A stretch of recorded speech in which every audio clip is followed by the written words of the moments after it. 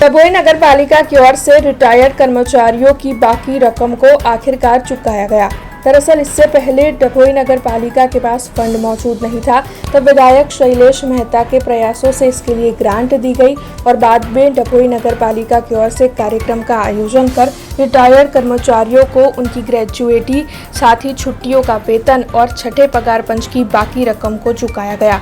साल 2016 से ही ग्रेजुएटी और साथ ही छुट्टियों के वेतन की रकम रिटायर्ड कर्मचारियों की बाकी थी, तो वहीं छठे पगार पंच की जो रकम है वो भी साल 2011 से ही इन कर्मचारियों की बाकी थी। तब ऐसे 100 से ज्यादा रिटायर्ड कर्मचारियों को आज डभोई नगर पालिका पर चेक अर्पित किया गया। इससे पहले डभोई नगर पालिका की आर्थिक स्थिति ठीक नहीं थी, जिसकी वजह से इन सभी के पैसे रुके हुए थे।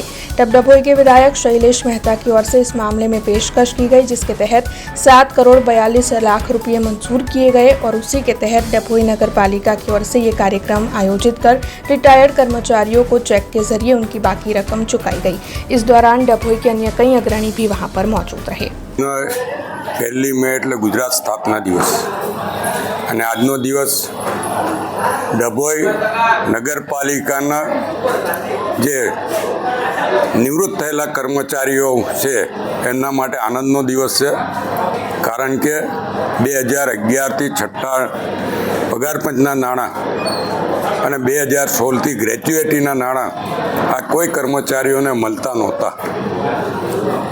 એના કારણે કેટલીક એ લોકોના જીવનમાં પણ તકલીફો પડી, એમના કુટુંબમાં પણ તકલીફો પડતી હતી। આ બાબત સરકારશ્રીના ધ્યાનમાં લાવતા શ્રીનિધિ લોન અંતર્ગત 7 કરોડ 42 લાખ રૂપિયા નિવૃત્ત કર્મચારીઓને એમના ગ્રેજ્યુએટીના નાણાં આપી શકાય એના માટે સરકાર તરફથી આપવામાં આવ્યા અને આજે એ તમામને અહીંયા ભેગા થયા છે અને તમામના ખાતામાં આ પૈસા જમા થયા છે। ડભોઈ નગરપાલિકાના ઇતિહાસમાં પહેલી વાર ગઈકાલે એક કર્મચારી નિવૃત્ત થયા, એમને નિવૃત્તિના દાડે એમના જે નિવૃત્તિના લાભ છે તમામ લાભો એ જ દિવસે મળ્યા હોય એવો પહેલો બનાવ ડભોઈ નગરપાલિકામાં બન્યો અને એક આનંદ ઉલ્લાસથી खूब ज आनंददायक रीते एमने निवृत्ति लीधी। हमसे जुड़े रहने के लिए हमारे YouTube चैनल को सब्सक्राइब करें और नई वीडियो की नोटिफिकेशन के लिए बेल आइकॉन को दबाएं।